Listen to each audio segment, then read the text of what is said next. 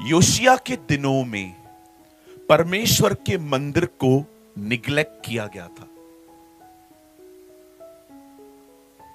Neglect करने का मतलब है उन्होंने परमेश्वर के भवन पर ध्यान देना बंद कर दिया था।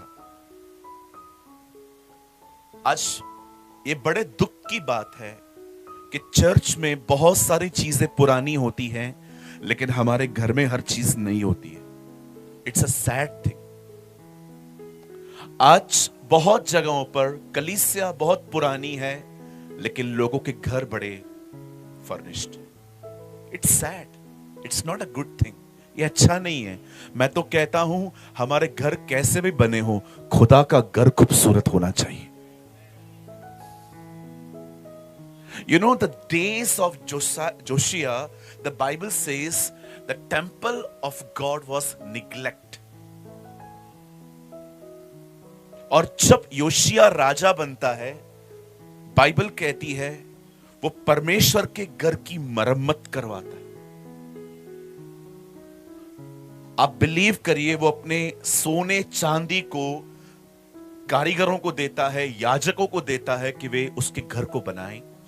और मंदिर को बनाने से पहले मंदिर की सफाई शुरू होती है और बहुत सारा स्क्रैप निकलता है। मंदिर से बहुत सारा बेसमेंट से कचरा बाहर निकलता है।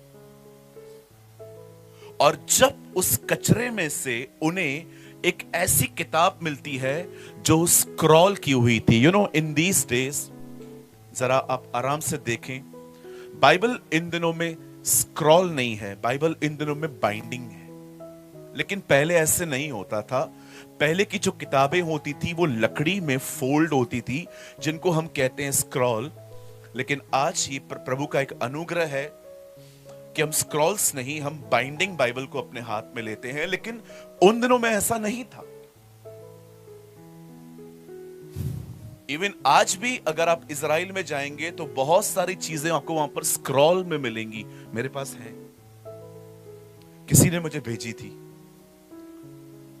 आप जानते हैं, जब उसे एक किताब मिलती है, एक स्क्रॉल मिलता है, तब वो राजा योशिया के पास पहुंचाया जाता है। और जब योशिया उसमें लिखी हुई बातों को सुनता है, बाइबल कहती है उसने अपने कपड़े फाड़ दिए।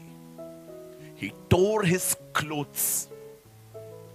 क्या लिखा था किताब में? किताब में कुछ बहुत बड़ा नहीं, वही परमेश्वर का वचन लिखा था जो परमेश्वर ने इजराइल के लोगों को दिया था। और सुनिए, आप जानते हो उससे कपड़े क्यों फाड़े? क्योंकि उसे यह महसूस हुआ कि जो कुछ यहां पर लिखा है, हम उसके खिलाफ गए, हमने उसके खिलाफ काम किया है। इसीलिए बाइबल कहती है ये ओल्ड टेस्टामेंट का एक लॉ था। या तो ये कहिए कि लोग अपना ग्रैटिट्यूड इस तरह शो करते थे, वो अपने कपड़ों को फाड़ते थे। आज कोई कपड़े नहीं फाड़ता क्योंकि कपड़े महंगे हो चुके। Now clothes are very branded. अब जानते हैं, ये उसका एटीट्यूड था परमेश्वर के वचन के प्रति। एक सवाल मैं आपसे पूछना चाहता हूं। आप और मैं एवरी संडे चर्च जाते हैं। मुझे बताइए, आपका परमेश्वर के वचन के प्रति एटीट्यूड कैसा होता है? How you behave, how you deal with the word of God. आप जानते हैं, हम वो जनरेशन हैं जो चर्च के अंदर चलती हुई मीटिंग में फोन यूज करते। I saw so many times. मैं चर्च में था, मैं किसी को कंडेम या जज नहीं कर रहा हूं। मैंने उस चर्च के अंदर बहुतों को देखा, वे मीटिंग की चलते हुए किसी को मैसेजेस की रिप्लाई कर रहे थे। क्या ये सब समय, क्या ये सारे काम चर्च चलते समय होने चाहिए? आज बहुत से जो लोग हैं, उनका एटीट्यूड पता है क्या है? वो चर्च में इसीलिए आ रहे हैं बिकॉज दे आर क्रिश्चियंस, क्योंकि वे मसीह हैं। मैं आपको कहना चाहता हूं, चर्च में आप मसीह होने के कारण ना आए, चर्च में मसीह के लिए आए। Change your attitude towards God's word. अपने रवैये को परमेश्वर के वचन के प्रति बदलिए, अन्यथा मैं आपको कहना चाहता हूं, आप चर्च में आएंगे, आपको कुछ मिलेगा नहीं। क्यों बाइबल कहती है कोई 30, कोई 60, कोई 100 गुना फल लाता है? सब एक समान क्यों नहीं लाते? क्योंकि सबके पास सेम हार्ट नहीं है। आप देखिए मत्ती 13 अध्याय में प्रभु कहते हैं बीज सिद्ध है पर जमीन ठीक नहीं है। कोई जमीन पथरीली है, कोई जमीन जो है वो झाड़ियों में है। आप देखिए seed is perfect but field is not perfect. कोई 30 गुना, कोई 60 तो कोई 100। मैं प्रभु को कह रहा था, प्रभु कौन पिता होगा जो अपने बच्चों के लिए चाहेगा कि कोई 30 पाए, कोई 60 पाए, कोई 100 पाए? परमेश्वर चाहता है सबको 100 मिले, लेकिन सबके पास सेम एटीट्यूड नहीं है। मैं आपसे निवेदन करता हूं, आप स्टार्ट करेंगे ना, पूरा गुजरात करेगा। जब भी आप चर्च में आते हैं ना, फोन को साइलेंट या ऑफ पे कर दीजिए। और जब भी आप चर्च में आते हैं ना, आपके साथ आपकी बाइबल होनी चाहिए। ट्रस्ट मी, बाइबल कहती है बहुत सारे काम मन की तैयारी से करने चाहिए। Hallelujah.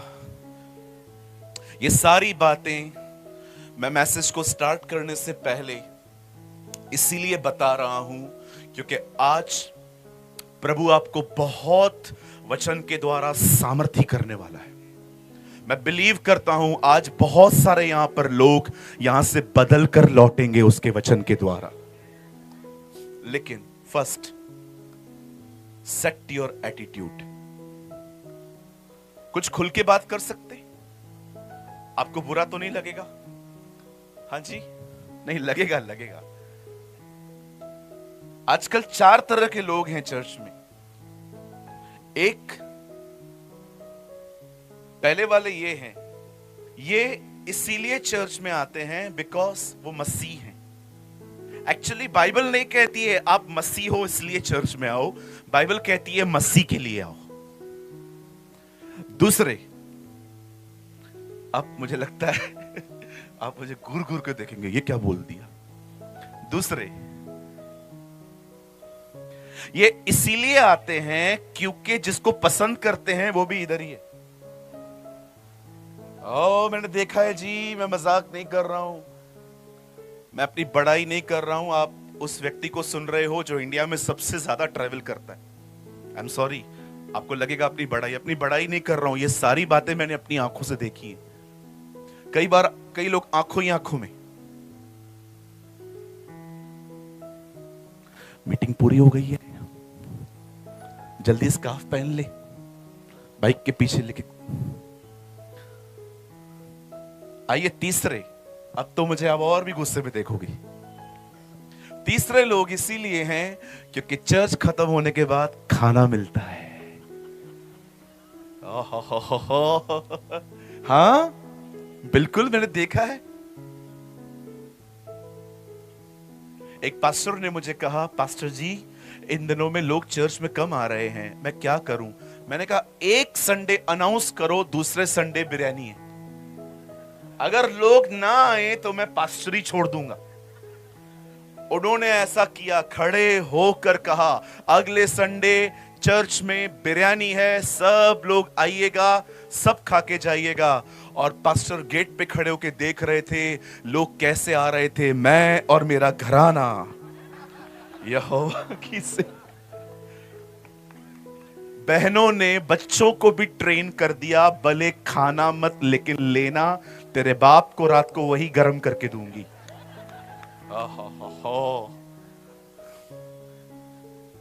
Don't come for these reason. हमारे लिए इंपॉर्टेंट ये नहीं है कि हमें खाना मिले, हमारे लिए इंपॉर्टेंट है कि हमें परमेश्वर का वचन मिलना चाहिए, हमें वर्ड ऑफ गॉड मिलना चाहिए। यीशु ने कहा जीवन की रोटी मैं हूं, जो मुझे खाएगा वो कभी भूखा ना होगा, और जो कोई मुझ में से पिएगा वो कभी प्यासा नहीं होगा। वचन मिलना जरूरी है। मैं कुछ कहूं, अगर आप एक ऐसी चर्च में जाते हैं जहां पर आपको खाना मिलता है, वचन नहीं, मैं बोलता हूं निकलो उधर से। एक ऐसी कलीसिया में जाइए जहां खाना नहीं मिले भले, पर वचन मिलना चाहिए। मेरी बाइबल कहती है, man shall not live by bread alone but every word who proceed from the mouth of God. मनुष्य केवल रोटी से नहीं परंतु परमेश्वर के मुंह से निकले गए वचन से जिएगा। Don't follow traditions, follow word of God. परंपराओं के पीछे मत जाइए, परमेश्वर के वचन के पीछे जाइए। हर व्यक्ति यहूदी शादियों में उन मटकों के अंदर जो पानी होता था वो 9 बार यहां तक धोकर उस मैरिज में आते थे। काना नगर में 6 मटके पड़े थे। आप पढ़ के देखिए, वहां लिखा है शुद्ध होने की प्रथा के अनुसार वहां पर मटके पड़े थे। आप जानते हो शुद्ध होने का मतलब क्या है? जब भी वो लोग मैरिज में आते थे, फिंगर से लेके यहां तक 9 बार वो अपने हाथ धोते थे। अब बाइबल कहती है वहां पर दाखरस खत्म हो गया, और ये बात यीशु को बताई गई। यीशु ने ये नहीं कहा चलो मुझे लेके चलो जहां अंगूर पड़े हैं, क्योंकि दाखरस अंगूरों से बनती है, लेकिन यीशु ने कहा उन मटकों को पानी में भर दो। प्रभु, दाखरस बनानी है, वो मटके परफेक्ट नहीं है, वो उस पे पानी डालना है। अरे तुम भरो तो सही। वो मटके खाली हो चुके थे, वहां पर यीशु ने दाखरस बनाई। जब परंपरा समाप्त होती है तब पवित्र आत्मा की परिपूर्णता आती है। When the tradition's over, God will fill you with the Holy Spirit. परंपराओं के पीछे न जाइए, परमेश्वर के वचन के पीछे जाइए। खुदा आपको अपनी रूह से भर देगा। आज का वर्ड विशेष उन लोगों के लिए है जो अपने प्रभु के आने का इंतजार कर रहे हैं, जो अपनी तैयारी कर रहे हैं कि वो बहुत जल्द आएगा। आप सब तैयार हैं? चलिए पूछिए अपने पास वाले को, आर यू रेडी? पूछिए। क्या पास्टर, आपने पहले ही इतना धुलाई कर दिया है? अभी भी नहीं जी, अभी स्टार्ट किया है। और मैं धुलाई करने नहीं आया हूं। प्रभु मुझे जानते हैं, जो तलवार मैं आप पे चला रहा हूं वो तलवार मैं कई बार दिन में अपने ऊपर चलाता हूं, क्योंकि मुझे पता है, मुझे बहुत डर लगता है कि प्रचार करते करते लास्ट में प्रभु मुझे ये ना कह दे मैं तुझे ही नहीं जानता। तो इस बात का मुझे बहुत डर लगता है। ओके, सब तैयार हैं? Are you ready? Come on, open your Bible with मी।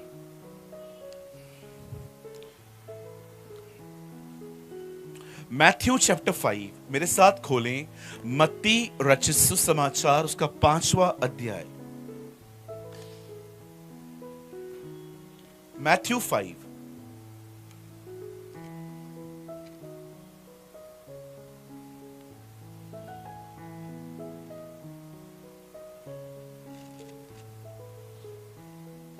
मैं आपके लिए पढ़ता हूं 5 का 8वां वचन। Matthew 5 versus 8। क्या लास्ट तक मेरी आवाज आ रही है? लास्ट में जो खड़े हैं बता सकते हैं? वॉइस आ रही है? ओके। 5 वर्सेस 8। धन्य है वे, सभी नहीं, वे जिनके मन शुद्ध हैं, क्योंकि वे परमेश्वर को देखेंगे। आमेन। आइए, मैं चाहता हूं आप सब अपनी अपनी बाइबल को ड्रॉप कर सकते हैं और प्लीज सामने देखिए। कोशिश कीजिए आप नोट्स भी बाद में बनाइए। First understand, first listen, meditate and consume the word of God. आइए सब ध्यान दीजिए। अगर आप ये जानना चाहते हैं कि आप किस घड़ी में जी रहे हैं, तो पहले इस बात को जानिए, आप उस घड़ी में नहीं जी रहे हैं जहां पर कोई भविष्यवाणी पूरी होनी बाकी है। आप उस समय में रह रहे हैं जहां कुंवारियों को लेने के लिए दूल्हे को आने में थोड़ी सी देर हुई थी। You are living in exact this time. आप जानते होंगे, बाइबल बताती है कि यीशु मसीह ने एक दृष्टांत कहा कि 10 कुंवारियां तैयार थी, दूल्हे के आने में देर हुई, जबकि यह टेस्टिंग टाइम था। और उसके जब आने में देर हो रही है तो लिखा है वो ऊँघने लगी और सो गई। आप जानते हैं, जब परमेश्वर चुप रहता है, जब परमेश्वर शांत रहता है, when God never moves, यही वो टाइम होता है जब आप और मैं टेस्ट किए जाते। मैं कभी कभी सोचता हूं, अगर प्रभु ने लिखा होता कि मैं 24 दिसंबर को आ जाऊंगा, तो सारे बेवड़े 23 दिसंबर को पश्चाताप करते। सारी बहनें अपने बाबुओं को 23 दिसंबर को छोड़ देती। सारे लड़के अपनी गर्लफ्रेंड्स को 23 दिसंबर को कहते, आज निकल, क्योंकि जान निकालने वाला आ रहा है। प्रभु ने अपने आने की कोई डेट नहीं बताई, रीजन ताकि हम हर समय तैयार रहें। अगर प्रभु अपने आने की डेट बताता ना, तो चर्च के अंदर जो पॉलिटिक्स होती है ना, वो एक दिन पहले कंप्लीट हो जाती। चर्च पॉलिटिक्स समझते हैं आप? जो मुझे पसंद है मैं उसको खड़ा करूंगा, लेकिन जो प्रभु में बढ़ रहा है उसका मेरे से कोई लेन देन नहीं है। That's called church politics. आप जानते हैं आप कौन से समय में रह रहे हैं? आप उस समय में रह रहे हैं जहां पर दूल्हे के आने में ज्यादा नहीं, थोड़ी सी देर हुई। मैं छत्तीसगढ़ में था, किसी ने मुझसे पूछा, पास्टर जी प्रभु के आने में देर क्यों हो रही है? मैंने उनको कहा, देर नहीं हो रही है, एक्चुअली खुदा का और हमारा मैथमेटिक्स बहुत डिफरेंट है। बोला कैसे? आप जानते हैं हम लोग रात कब कहते हैं? 11 बजे, 12 बजे। पर क्या आपने परमेश्वर के वचन में पढ़ा? प्रभु जब सांझ देखता था और कहता था दिन पूरा हुआ। आप पढ़ के देखिए उत्पत्ति के अंदर। और सांझ हुई और प्रभु ने कहा अच्छा है। हमारी नजर में रात 11-12 बजे है, प्रभु की नजर में जो रात है वो 7-8 बजे कंप्लीट। दाऊद 4 बजे उठ के आराधना करता था, आज का दाऊद सोता ही सुबह 5 बजे। क्या करता है आज का दाऊद? फेसबुक पे बैठा रहता है, व्हाट्सएप पे रहेगा, ऑनलाइन रहेगा, लड़कियों को ढूंढेगा, कोई तो मिलेगी, बात करेगी। आज का दाऊद बहुत डिफरेंट है। आप जानते हैं परमेश्वर की मैथमेटिक्स बहुत डिफरेंट है। जब पृथ्वी पर 1000 साल पूरे होते हैं, स्वर्ग में एक दिन पूरा होता है। इसीलिए बाइबल कहती है परमेश्वर की दृष्टि में एक दिन 1000 साल के समान। तो जिसने मुझसे सवाल पूछा कि यीशु कब आएगा और देरी क्यों हो रही है, तो मैंने कहा बिल्कुल देरी नहीं हो रही है। आपको लगता है 2025 साल पहले वो चला गया, लेकिन प्रभु की नजर में उसको ऊपर गए हुए खाली 2 दिन हुए, जस्ट 2 days। आप जानते हैं प्रभु को गए हुए कितना टाइम हुआ है? 2 दिन। और वो अपने समय में आ जाएगा। हालेलुया। कहिए अपने पास वाले को, वो अपने समय में आ जाएगा। लेकिन किनको लेने आएगा? वो किनको लेने आएगा? वो लोग जो विश्वास करते हैं, वो लोग जिन्होंने विश्वास करके बपतिस्मा लिया है? क्या वो लोग जिन्होंने मेंबरशिप ली है? क्या वो लोग जो साल में 3 बार चर्च जाते हैं, जब पैदा हुए और शादी पे और मरने के बाद? आप जानते हो, मैं ऐसे लोगों को जानता हूं जो अपने पूरे जीवन में 3 बार चर्च गए थे। जब वो पैदा हुए और उनका नाम रखा गया, दूसरा जब उनकी शादी हुई, और तीसरा मरने के बाद उनको कोई और लेके गया। आप कभी कलकत्ता गए? कलकत्ता में जो लोग क्रिसमस पे चर्च जाते हैं उनको कहते हैं त्योहारी लाल। क्या बोलते हैं? त्योहारी लाल। ये त्योहार पे आता है खाली। आप त्योहारी लाल न बने। अब हर संडे मैं तो कहता हूं, अगर हो सके तो अपने पास्टर से मिलिए और पूछिए संडे के सिवा और कहां कहां संगति होती है। हर दिन संगति में जाइए।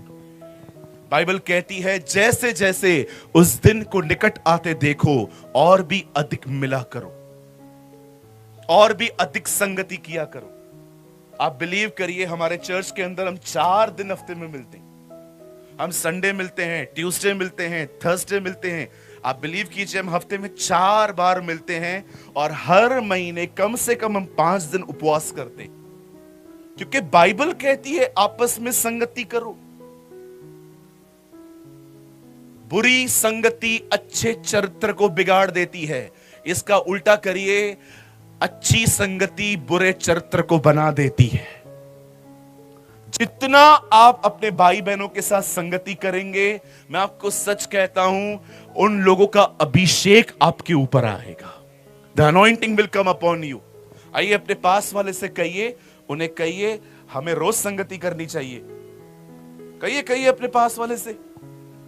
और कितने लोग हैं यहां पर, सच बताइए, चर्च 11 बजे स्टार्ट होता है, आप 11:15 बजे घर से निकलते?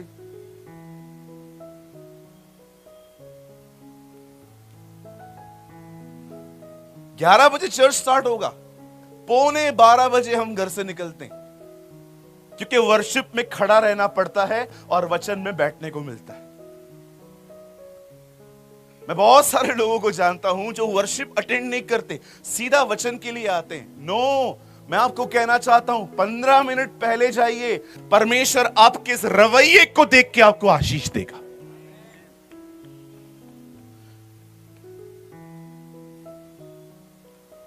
हालेलुया, बोलो यीशु मसीह की।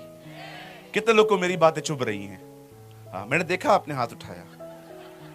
I saw you. चलो, कोई तो मुझे सुन रहा है।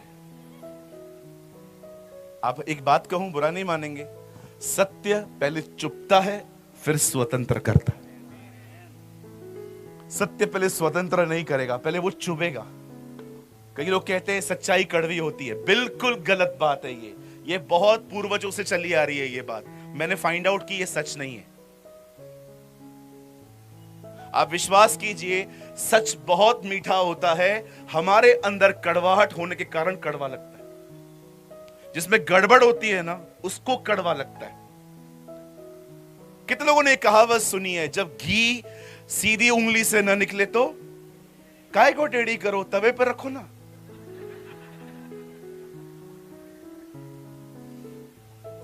जब घी सीधी उंगली से ना निकले तो टेढ़ी करो। काय को टेढ़ी करता है भाई? तवे पे रखते पूरा घी लगे, पूरा पिघल जाएगा। हर चीज के साथ मैं एग्री नहीं होता। मैं 2025 में रहता हूं। आप जानते हो मेरे घर के अंदर मेरे पूर्वजों ने मुझे क्या सिखाया था?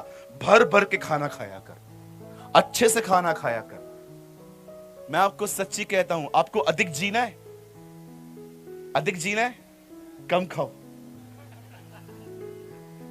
आपको मैं मजाक नहीं कर रहा हूं, आप हेल्दी फील करोगे। मोटापा बीमारी है। शैतान ने कसम खाई है अपनी मां की कि कोई भी भूखा नहीं मरना चाहिए, सबको खिला खिला के मारो। इसीलिए आप देखिए लोगों के इन दिनों में पेट देखिए कैसे बाहर आ रहे हैं। इतना खाते जा रहे हैं, ये छोले, ये ढोकला, ये पापड़ा, ये काकड़ा, पता नहीं क्या क्या ढूंसते रहते हैं। और उसके बाद दुआ में जाते हैं, प्रभु। प्रभु बोलता है, हाँ बेटा आजा, हमें आज दिन भर की रोटी दे। तो अभी क्या खाया? रोटी खा के रोटी मांग रहा है। कहिए पास वाले को थोड़ी शर्म कर। कितना खाते हैं कुछ लोग, मैं समझ नहीं पाता हूं कि खाने के लिए जी रहे हैं कि जीने के लिए खा रहे हैं। Don't eat too much. Esau ने खाने के लिए पद बेच डाला, आदम ने, हवा ने खाने की वजह से अदन की वाटिका खो दी। इजरायलियों ने खाने की वजह से प्रतिज्ञा किया हुआ देश खो दिया। बाइबल कहती है पेट भोजन के लिए है और भोजन पेट के लिए है, पर प्रभु अंत में दोनों को खत्म करेगा। आपके लिए सबसे महत्वपूर्ण परमेश्वर का वचन होना चाहिए। और मैं आपको कहना चाहता हूं, कम खाइए, आपकी स्पिरिचुअल लाइफ बदल जाएगी। विश्वास कीजिए, आपकी आत्मिक जिंदगी बदल जाएगी अगर आपका डाइट ठीक हो गया तो। क्योंकि जो आप खाते हो वो आपको कंट्रोल करता है।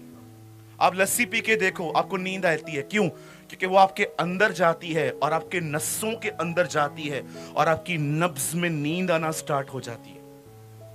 आपको कुछ बोलूं और गहरा बताऊं? आप जानते हो आपको बहुत सारे फालतू फालतू ड्रीम्स क्यों आते हैं, जिनका कोई लेन देन नहीं है आपसे, अधिक खाने की वजह से। साइंस बताती है अगर आप अधिक खाना खाओगे ना, आपको फालतू फालतू ड्रीम्स आएंगे।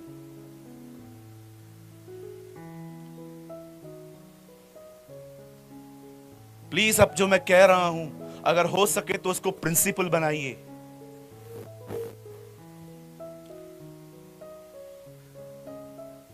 भूख मिटाना सीखिए, पेट भरना नहीं। भूख मिटाइए। भूख 2 रोटी से भर जाती है। उसके बाद जब भूख खत्म हो जाती है, फिर हम लोग एक्स्ट्रा डालते हैं, ऊंट की तरह। ऊंट कैसे एक्स्ट्रा पानी लेता है? फिर उसको बयाबान में चलना है। कुछ लोग 2 रोटी में संतुष्ट हो जाते हैं। फिर भी कई जगहों पे तो लोग शादियों पे जाके 200 रुपए का देख के 2000 का खा के आते हैं।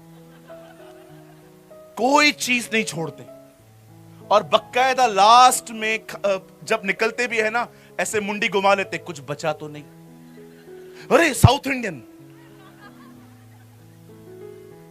मैं आपको मजाक नहीं कर रहा हूं। 2025 में बहुत सारे विश्वासियों ने खाने की वजह से अपना खुदा के साथ संबंध खोया। वो शैतान भी रील्स के थ्रू आपके माइंड को सेट करता है। मैंने रिसेंटली एक रील देखा, उस रील में बता रहे थे बाहुबली थाली। कौन सी थाली? उसको उठा के 4 लोग आ रहे थे। उस थाली का प्राइस था 6000 रुपए। 50 किस्म की सब्जियां, 5 किस्म के चावल, 4 किस्म की रोटियां और खाने के लिए कम से कम 10 लोग चाहिए। मैं देख रहा था, मैं सोच रहा था ये चीजें क्यों रील्स में आती हैं। आपको पता है, इट्स कॉल्ड माइंड प्रोग्रामिंग। उनको पता है अगर हमने बीज बो दिया, कभी ना कभी फल लाएगा। सोचो, आपने एक रील देखा कि राजस्थान में ये मिलता है और आप एक दिन राजस्थान गए, उधर आपको याद आएगा और आप किसी ना किसी को बोलोगे, हे यहां पर बाहुबली थाली किधर है? आ गया ना बाहर। आप जानते हैं, मेरी बाइबल कहती है हम उस समय में रह रहे हैं जब वो हमारे बीच में आने वाला है। The Lord is coming. अब बताइए वो कैसे लोगों को लेने आएगा? वो किस तरह के लोगों को लेने आएगा? मैं ये बातें आपको इसीलिए कह रहा हूं ताकि आपका रैप्चर मिस ना हो, ताकि ऐसा ना हो कि वो आए और आप यहीं हो। क्योंकि यही तो धन्य आशा है, यही तो हमारी उम्मीद है कि एक दिन हम जाएंगे, क्योंकि वो घर हमारा है। अब सुनिए, वो उन सबके लिए नहीं आएगा जो सिर्फ विश्वास करते हैं, क्योंकि शैतान भी विश्वास करता है। आप जानते हो वो किन लोगों के लिए आएगा? ऐसे लोगों के लिए जिनके दिल साफ है, जिनके दिल शुद्ध हैं, जिनके दिलों में किसी तरह की गंदगी नहीं है, जिनके दिलों में नफरतें नहीं हैं।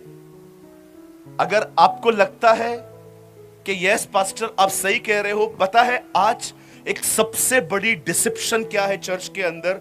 सुनिए, लोग है ना नॉलेज में बढ़ रहे हैं, कैरेक्टर में नहीं। That's the problem. लोग केन की पत्नी को ढूंढ रहे हैं, अरे छोड़ ना उसकी पत्नी को। आप जानते होंगे बाइबल में आदम के दो बच्चे हैं, उनकी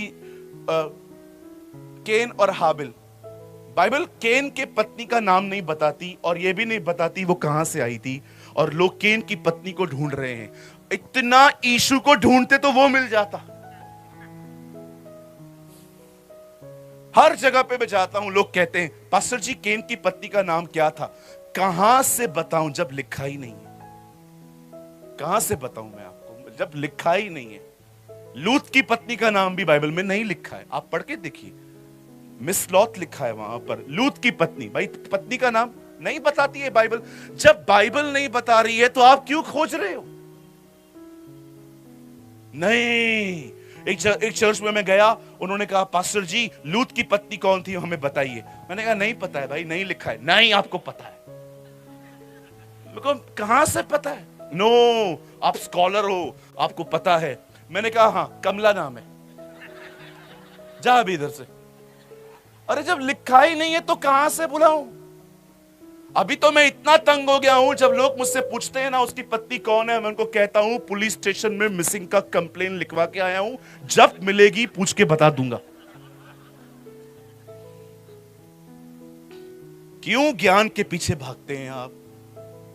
मेरे लिए इंपॉर्टेंट लूत की पत्नी को जानना नहीं है, मेरे लिए इंपॉर्टेंट है मैं गुस्से से आजाद हो जाऊं।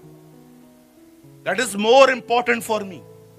मेरे लिए यह इंपॉर्टेंट नहीं है कि प्रकाशित वाक्य के एक एक कटोरे के बारे में मुझे पता हो। मेरे लिए इंपॉर्टेंट यह है कि कोई अगर बढ़ रहा है तो मुझ में जलन ना हो। आज बहुत सारे लोगों के पास अमेजिंग नॉलेज है, एक एक लाइन पे रेवलेशन है, कॉमा, डॉट, क्वेश्चन मार्क सब जानते हैं, पर मैं आपसे पूछना चाहता हूं, क्या आपके पास एक प्योर हार्ट है? क्या हम बहनों को पूरी पवित्रता से बहन समझते हैं? क्या हम चर्च के अंदर अपने भाइयों की मदद करते हैं? केन ने अपने भाई की हत्या की और प्रभु कहता है तेरा भाई कहां है? वो कहता है मैं उसका रखवाला नहीं हूं। याद रखिए, जो रखवाला नहीं है वो हत्यारा है। This is the Bible says. जो अपने भाई की रक्षा नहीं करता, बाइबल कहती है वो उसका हत्यारा है।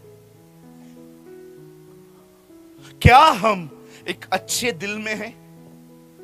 मैं बहनों से पूछना चाहता हूं, क्या आप अपने चर्च के अंदर, अपने घर के अंदर, हर बहन के साथ आपके अंदर सफाई है? 5-5 साल से घर में लोग बात नहीं करते, 2-2 साल से लोग चर्च में एक दूसरे से बात नहीं करते हैं। दिल में इतना कुछ है, कैसे ले जाएगा वो आपको?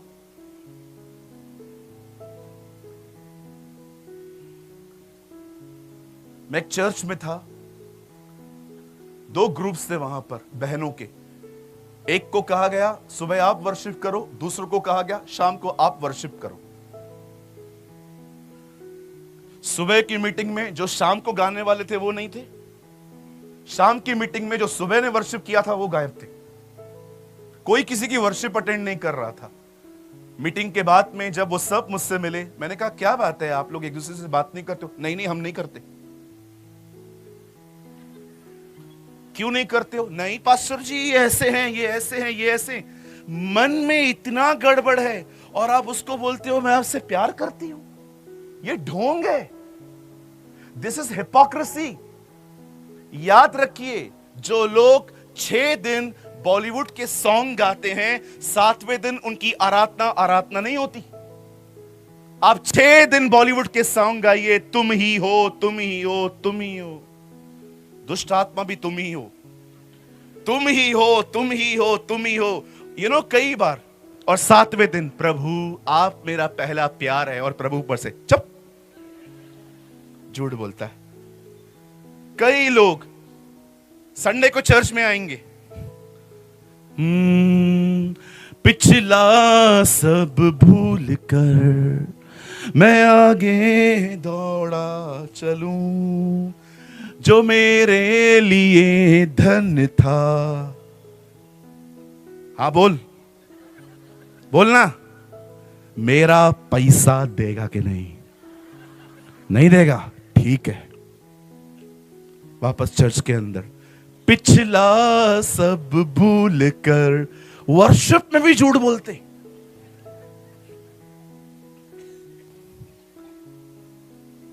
अब बताइए वो लड़का कैसे नहीं याद आएगा, लाहौर वाला, मारो मुझे मारो। वर्शिप के अंदर भी झूठ बोलते। बहुत सारे लड़के लड़कियां अटैचमेंट में, पापों में रहते हैं, लेकिन चर्च के दिन, संडे के दिन, ओ प्रभु आप मेरा शरण स्थान है, आप मेरा बल हैं, आप मेरी ताकत हैं, आप ये हैं, आप वो है। टोटली लाइस। बाइबल कहती है उसकी आराधना आत्मा और सच्चाई से करो। इसका मतलब क्या है? जो गा रहे हो वैसे जियो, अदरवाइज ये झूठ है। हालेलुया। मुझे बताइए, क्या आपके दिल शुद्ध हैं? क्योंकि बाइबल कहती है धन्य है वे जो शुद्ध हैं, वे परमेश्वर को देखेंगे। They will see the Lord। अब आइए, मुझे सिर्फ आपके 10 से 15 मिनट चाहिए, उसके बाद मैं आपके लिए दुआ करूंगा। बड़े ध्यान से सुनिए। यूसुफ के भाइयों ने उसे मारा, उसे पीटा। आप जानते हैं जब यूसुफ एक अच्छे पद पे पहुंचा और जब उसके भाई उससे मिलने आए, यूसुफ के पास इतनी ताकत थी मिस्र में कि वो उनको कटवा के किसी बयाबान में गाड़ देता, कुछ पता भी नहीं चलता। लेकिन जानते हो यूसुफ ने क्या किया? यूसुफ ने न केवल उनको माफ किया, पर यूसुफ ने कहा जाओ डैडी को लेकर आओ, मैं तुम सबका पालन पोषण करूंगा। आप जानते हैं अब्राहम, उसका जो भतीजा था लूत, वो एक स्वार्थी व्यक्ति था। जब अब्राहम ने कहा हम दोनों अलग हो जाते हैं, तुझे जहां जाना है वहां जा, आप जानते हो लूत को क्या कहना चाहिए था? सर आप मुझसे बड़े हैं, पहले आप चुनाव करिए। लेकिन लूत एक अच्छी जगह पे देखकर वो आगे चला गया और अब्राहम के हाथ में आया बंजर जमीन। और आप जानते हैं जब यही लूत जब किडनैप हो गया तो उसे बचाने के लिए यही अब्राहम गया। आप दाऊद को देखिए, जिसके विषय में परमेश्वर ने यह नहीं कहा यह बहुत ज्ञानी है, प्रभु ने उसको कहा यह मेरे दिल के जैसा है। जब शाऊल उसे मारने जा रहा था, आप देखिए दाऊद छुप रहा था। दाऊद ने जितने भी भजन सहायता लिखे हैं ना, मोस्ट ऑफ तब लिखे हैं जब शाऊल उसे मारना चाहता था और वो छुपता था, कभी कभी गुफाओं के अंदर, और वहां पर वो साम लिखता था प्रभु मेरे छुपने का स्थान है। कई बार वो दरारों में जाके छुपता था पहाड़ों की, और वहां लिखता था वो मेरे छुपने का स्थान है। कई बार वो किलों में जाके छुपता था और वहां लिखता था प्रभु मेरा गढ़ है। आप जानते हो ये मात्र कविताएं नहीं है, ये उसके खुद का अनुभव है। आप सोचिए कितनी बार उसके लोगों ने कहा तू बोल, हम अभी शाऊल को खत्म करके आएंगे, लेकिन दाऊद एक ही बात कहता था, नहीं वो यहोवा का अभिषिक्त है, जबकि वो एक बैकस्लाइडर था। वो अपना अभिषेक खो चुका था, लेकिन दाऊद उसे ऐसा नहीं देखता था। दाऊद ने अपने आप को शुद्ध, आप पढ़ के देखिए पूरी बाइबल के अंदर, जब दाऊद ने सुना कि शाऊल मर चुका है, उसने विलाप गीत लिखा है। वो रो रहा था, हे इज़राइल के शूरवीरों वो मर गया, हे इज़राइल की बेटियों तुम्हें रंग बिरंगी कपड़े पहनाने वाला मर गया, हे योनातन तेरा प्यार मेरे लिए 1000 स्त्रियों से बढ़कर था। दाऊद उनके लिए रो रहा था जो उसके खून के प्यासे थे। आप यीशु को देखिए, लोग उसे बालजबूल, दुष्ट आत्मा, पेटू, पियक्कड़, बालजबूल, दुष्ट आत्माओं का सरदार, पता नहीं क्या क्या बोलता था, लेकिन यीशु कभी उनको कर्स नहीं करता था। यीशु मसीह, आपको पता है एलीशा को किसने कहा, हे टकले, उन बच्चों को बालुओं ने खा लिया। मूसा का उसकी बहन ने विरोध किया, वो कोड़ में आ गई, लेकिन खुदा के बेटे को शैतान कहा जा रहा था, उन्हें कुछ नहीं हो रहा था, उन्हें कुछ नहीं हो रहा था। इनके दिलों को देखिए, हम बाइबल को ज्ञान के लिए पढ़ते हैं। मत्ती में ये लिखा है, मरकुस में ये लिखा है। कितने लोग हैं जो बाइबल के अंदर ऐसे दिलों को ढूंढते हैं, क्या दिल थे उनके। सबसे अमीर व्यक्ति वो नहीं है जिसके पास आईफोन है, जिसके पास गाड़ी है, कार है। परमेश्वर की नजर में सबसे शुद्ध व्यक्ति जो अंदर से है वही अमीर है। The richest person. अगर आप आईफोन 17 निकालेंगे, आप BMW कार में चलेंगे, आप बताएंगे मेरा घर है गुजरात के अंदर इतना बड़ा बड़ा, ओ सब आपकी इज्जत करेंगे, क्योंकि लोग हमेशा आपके बाहरी चीजों को देखते हैं। लेकिन याद रखिए, परमेश्वर की नजर बहुत अलग है। स्वर्ग में सोने की सड़कें हैं, सोने की। जो चीज के लिए यहां पर लोग लड़ते हैं, जिस चीज को लोग लॉकर में रखते हैं, जिस चीज को लोग पहन के रखते हैं, परमेश्वर ने वो चीज स्वर्ग में पांव के नीचे रखी है। ये समझाने के लिए कि जो चीजों को अर्थ वैल्यू देती है, उन चीजों को हेवन इतनी वैल्यू नहीं देता। आप जानते हो, अगर आप पृथ्वी पर पैसे वाले होंगे, गुड लुकिंग होंगे, अच्छे दिखेंगे, if you have a amazing personality, everybody will respect you. अगर आप अच्छे दिखते हैं, आपके कपड़े अच्छे हैं, आपके जूते अच्छे हैं, आपकी घड़ियां अच्छी हैं, अगर आप लोगों के सामने खड़े होकर बड़े बड़े लोगों से बात करेंगे, वो आपकी इज्जत करेंगे। लेकिन खुदा की नजर में कुछ भी नहीं है ये लोग। परमेश्वर की नजर में सबसे अमीर व्यक्ति वो है जो दिल का शुद्ध है, जो साफ है, जो गंदगी नहीं रखता, जो लोगों से झुक झुक के बात करता है, जो वेट नहीं करता चर्च के अंदर कि कौन मुझसे बात करने आएगा, वो खुद जाके मिलता है सबसे। आज मैं आपसे पूछना चाहता हूं, क्या आपके दिल शुद्ध है? क्या आप ये कह सकते हैं, पास्टर प्रेमानी, हमारे अंदर, क्या जो लड़के यहां बैठे हैं, मेरे भाई लोग यहां बैठे हैं, क्या आप ये कह सकते हैं, मुझे एक भी औरत के लिए अपने मन में कोई अनक्लीन थॉट नहीं है? क्या आप बहनें ये कह सकती हैं, मैं किसी घर की बात किसी घर में नहीं बताती? टेल मी।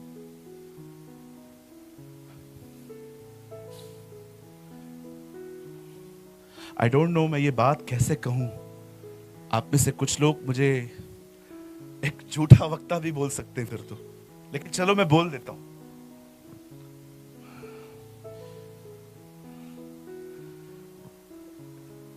अगर आप एक भाई हैं और आपका विवाह नहीं हुआ है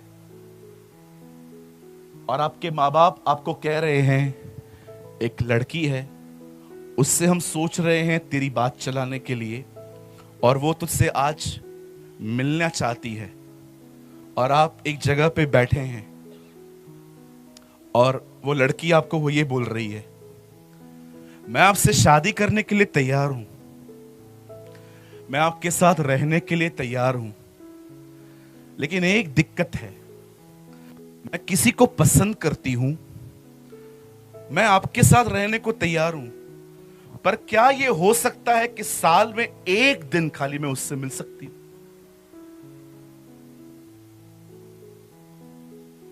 मैं आपको लिख के देता हूं, आप कहेंगे नहीं चाहिए। उसके बाद वो आपको कहती है लेट्स बार्गेन, आजा हम थोड़ी बार्गेनिंग करते। क्या ये चलेगा? मैं पूरा साल आपके साथ रहूंगी और सिर्फ साल के 12 घंटे मैं किसी और के साथ रहूंगी। कितने भाई लोग हां कहेंगे?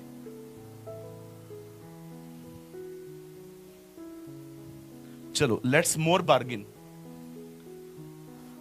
मैं एक साल में पूरा साल आपके साथ रहूंगी, सिर्फ साल के 6 घंटे मुझे उनसे मिलने दीजिए। आई नो योर आंसर, नहीं चाहिए मेरे को तो। चलो लेट्स मोर बार्गेन, 3 घंटे। जस्ट कोई बड़ी बात थोड़ी है भाई, 3 घंटे। आप अपने लिए ऐसी दुल्हन नहीं चुनते जो 3 घंटे के लिए कहीं और हो, वो अपने लिए ऐसी दुल्हन चुनेगा जो बॉलीवुड के सॉन्ग सुनती है ना? वो अपने लिए ऐसी दुल्हन को ढूंढेगा जो पबजी खेल रहा है। वो अपने लिए ऐसी दुल्हन को ढूंढेगा जो चर्च में फोन यूज करते। वो अपने लिए ऐसी दुल्हन लेगा जो एक चर्च में जाते हैं, वहां के विश्वासियों से पैसे लेते हैं, नहीं देते हैं, फिर चर्च बदलते हैं, फिर सेम चीजें वहां भी करते। वो ऐसी दुल्हन चुनेगा जो ब्याज पे पैसा चलाती है। आप जानते हैं, पिज्जा खाया होगा आपने, बर्गर भी खाया होगा, वड़ा पाव ढोकला भी खाया होगा। ये सब खाओ, बाइबल कहती है खाली धोखा मत खाओ। Don't be deceived. आपको लगता होगा मेरी बाइबल स्टडी बहुत अच्छी है। मैं प्रभु की उपस्थिति में कहता हूं, मेरी बाइबल स्टडी इतनी अच्छी नहीं है। मेरे पास कोई लक्ष्य नहीं है कि मुझे बाइबल में 20 बार कंप्लीट करनी है। मुझे बाइबल,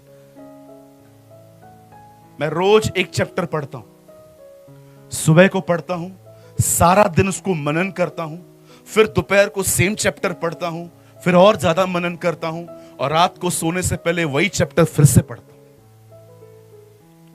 क्योंकि मैं अधिक ज्ञान के पीछे नहीं भागता। मैं सोचता हूं मेरे पास थोड़ा ज्ञान कम रहेगा ना, वो चलेगा, पर मेरे पास अच्छा दिल हो, मेरे पास एक अच्छा हार्ट हो। आज कुछ लोगों को सब कुछ पता है, बाइबल में ये लिखा है, वो लिखा है, तो भी गुस्से पे कंट्रोल नहीं है। क्या फायदा, क्या फायदा। मैं खिलाफ नहीं हूं बाइबल स्टडी के, क्योंकि मैं तो बाइबल में से ही आपको सब बता रहा हूं। पर मैं आपसे पूछना चाहता हूं, क्या आप ज्ञान से अधिक एक अच्छे दिल को महत्व देते हैं? That is more important. आज मैं आप में से हर एक को कहना चाहता हूं जो मुझे यहां देख रहे हैं, अगर आप चाहते हैं ना आपके दिलों में से वो सारी बातें, एक काम कीजिए, 2 मिनट के लिए बाइबल बंद कर दीजिए, सामने देखिए। आप जानते हैं सबसे पहले पाप कहां हुआ?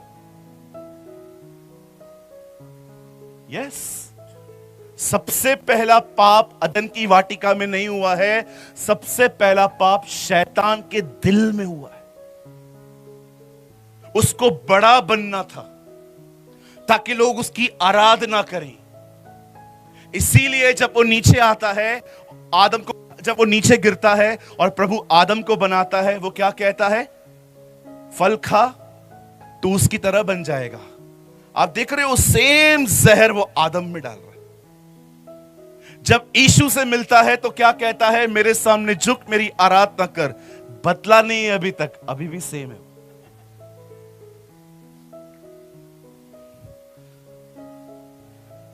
आप जानते हैं पाप कहां है? दिल में। इसलिए यीशु ने कहा, जो तुम खाओगे वो तुम्हें अशुद्ध नहीं करेगा, जो तुम्हारे अंदर से निकलेगा वो तुम्हें अशुद्ध करेगा, क्योंकि पाप अंदर है। पवित्र आत्मा कहां है? परमेश्वर ने पवित्र आत्मा भी वहीं भेजा है जहां पाप है। क्यों? ताकि पाप को खींच के बाहर निकाले। ये उसकी सेवकाई है। आज अपने पार्ट को निभाइए। Surrender yourself. अपने आप को प्रभु को दे दीजिए। सेल्फ एफर्ट्स आपको पवित्र नहीं करेंगे, परमेश्वर के करीब जाने से आप पवित्र बनेंगे। आप कितनी भी कोशिश कर लो, आप खुद को पवित्र नहीं कर पाओगे। अगर आप प्रभु से ये कहोगे, प्रभु हां मैं अशुद्ध होठों वाला हूं, पतरस की तरह अगर आप कहेंगे हां मैं पापी हूं, अगर आप सामरी स्त्री की तरह कहेंगे हां मैं 5 पति कर चुकी हूं, 6वां भी मेरा नहीं है, और अगर आप जक्कई की तरह ये कहेंगे हां मैंने बहुतों को लूटा है, अगर आप ईमानदार बनेंगे वो आपको पवित्र बनाएगा। Be holy because our God is holy. Hallelujah. मैं कई लोगों से सुनता हूं, सरेंडर करो, सरेंडर करो, सरेंडर करो, लेकिन मैं कभी कभी समझ नहीं पाता हूं क्या सरेंडर करें। यहां देखिए, ये लास्ट लाइन है, उसकी इच्छा के प्रति अपने आप को समर्पित करो। वो क्या चाहता है उसके प्रति समर्पित करो। समर्पण करना सिर्फ ये नहीं होता कि प्रभु आज मैं अपना जीवन देता हूं और घर जाके तारक मेहता देखेंगे। No, this is not surrender. Surrender होने का मतलब होता है कि आप खुदा के सामने कहते हैं, आज से मैं अपनी मर्जी से नहीं जीऊंगा, आपको जो अच्छा लगता है मैं वही करूंगा। जो कुछ करते मेरे अंदर शांति महसूस नहीं होती है, मैं जान जाऊंगा ये आपके खिलाफ है और मैं आगे नहीं बढ़ूंगा। मैं वही करूंगा जिससे आपको खुशी मिले। यही एक कीमत है जो हर एक को चुकानी पड़ेगी।